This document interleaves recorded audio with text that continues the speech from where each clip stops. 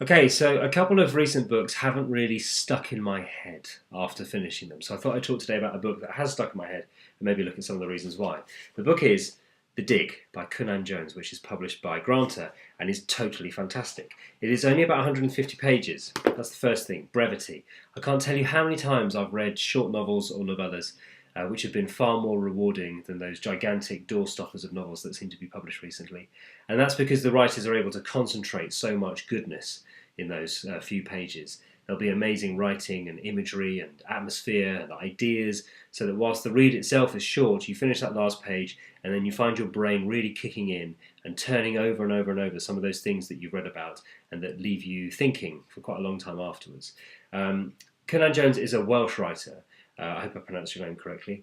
The book is set in West Wales, and that's the other thing, specificity of place and people.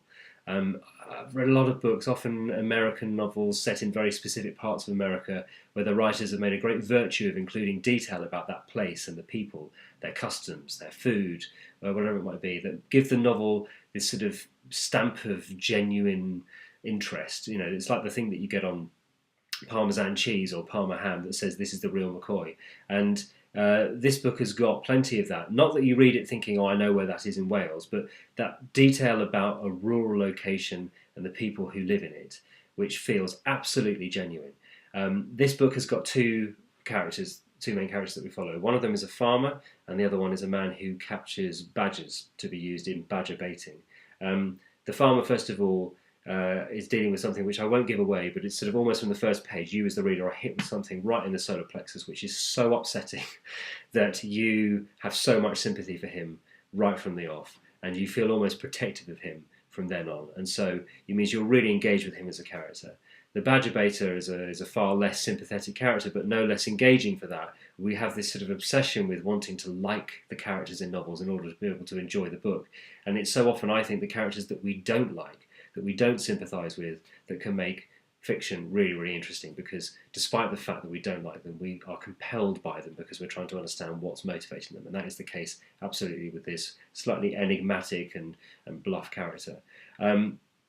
The writing throughout is extraordinary. I mean, when I talk about the specificity of location, sometimes it's just that you can smell the dirt and the mud, or you can feel the rain on the back of your neck, or that sensation of what it is to walk through lots of piled up leaves in a wood. I mean, it's sort of filled with detail like that, which is completely fantastic. And there is also lots of brutal beauty in this novel. It's dealing with the natural world. It is dealing with a farmer who is raising livestock and seeing on a daily basis life and death played out in front of him. And so the writing reflects that. It is not an easy read. I know some people who found themselves getting quite squeamish about it, but it's not because it's necessarily dealing with anything particularly violent, although of course with the badger baiting sections there is that. There is blood, there is violence, but there is also just the casual, brutal violence of everyday life on a farm. And he makes a great virtue of that. The writing really begins to sort of become almost hallucinatory towards the end. And there is something again about the short form that allows you to do that, to be really quite adventurous with your writing.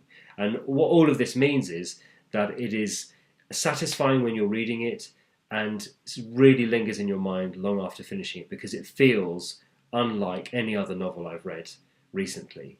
And that is to do with that specificity and that sort of that genuine sense that you're reading something about a place and a people that has not been documented particularly well, I think, certainly in books that I've read in recent years. So I cannot recommend it highly enough. Easily my favourite book of the year.